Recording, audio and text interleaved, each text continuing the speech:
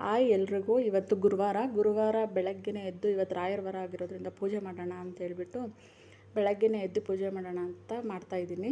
ಇವತ್ತು ಏನೂ ಇಲ್ಲ, ಬುಧವಾರನೇ ಎಲ್ಲ ಕ್ಲೀನ್ ಮಾಡ್ಕೊಂಡಿದ್ದೆ. ದೇವ್ರ ಸಾಮಾನು ಮತ್ತು ದೇವ್ರ ಫೋಟೋ ಎಲ್ಲ ಒರೆಸಿ, ದೇವ್ರ ಫೋಟೋಕ್ಕೂ ಬುಟ್ಟೆಲ್ಲ ಇಟ್ಟು ಎತ್ತಿಟ್ಬಿಟ್ಟಿದ್ದೆ. ಸೊ ಅದಕ್ಕೆ ಇನ್ನೇನಿದ್ರೂ ಹೂವು ಹಾಕ್ಬಿಟ್ಟು, ತುಳಸಿ ಹಾಕ್ಬಿಟ್ಟು, ಪುಟ್ಟದಾಗ ಒಂದು ರಂಗೋಲಿ ಬಿಟ್ಬಿಟ್ಟು ಪೂಜೆ ಮಾಡೋದು ಒಂದೇ.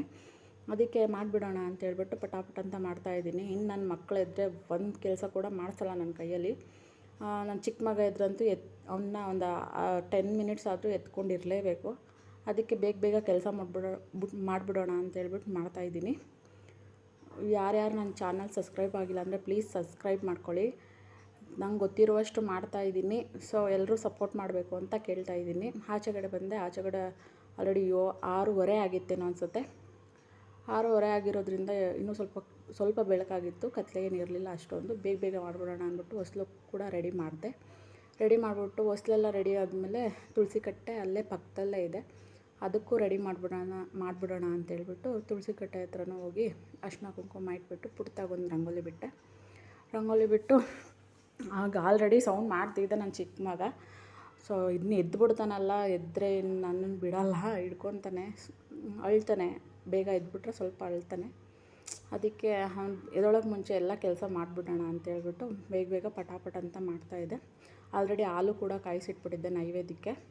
ಬೇಗ ದೀಪ ಹಚ್ಬಿಡೋಣ ಅಂಥೇಳಿ ದೀಪನ ಹಚ್ಚಿ ಪೂಜೆನ ಮಾಡ್ತಾಯಿದ್ದೀನಿ.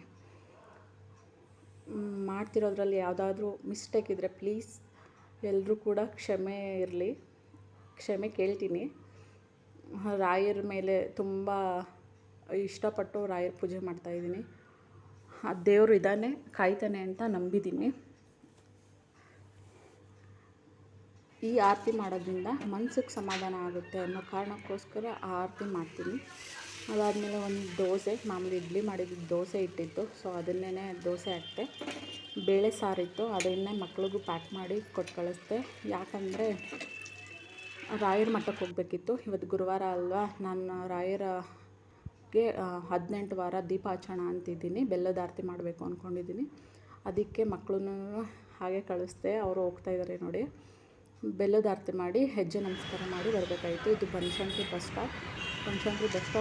ಬಸ್ ಸ್ಟಾಪಿಗೆ ಹೋಗಿ ಎಲ್ಚನಹಳ್ಳಿ ಬನಶಂಕರಿಯಿಂದ ರಾಯರ ಮಠ.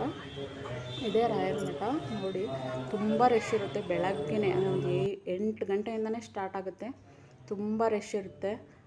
ಎಲ್ಲೂ ಕೂಡ ಕಾಲಿಡೋಕ್ಕಾಗಲ್ಲ, ಅಂದ್ರೂ ಬಿಡಲ್ಲ. ನಾವು ಹೆಜ್ಜೆ ನಮಸ್ಕಾರ ಹಾಕ್ಬಿಟ್ಟೇ ಬರ್ತೀವಿ. ಕಷ್ಟನಾದರೂ ಆಗಲಿ ಸೈಡಲ್ಲೇ ಓಡಾಡ್ಕೊಂಡಾದ್ರೂ ಕೂಡ ಹೆಜ್ಜೆ ನಮಸ್ಕಾರ ಹಾಕ್ತೀವಿ. ನಾನು ಮತ್ತು ನನ್ನ ಫ್ರೆಂಡು, ಅವ್ರ ಹೆಸರು ವಿನೂತಾ ಅಂತ ಹೇಳ್ಬಿಟ್ಟು, ಅವರು ಬರ್ತಾರೆ, ನಾನು ಹೋಗಿ ಮಾಡಿಬಿಟ್ಟು ಬರ್ತೀವಿ.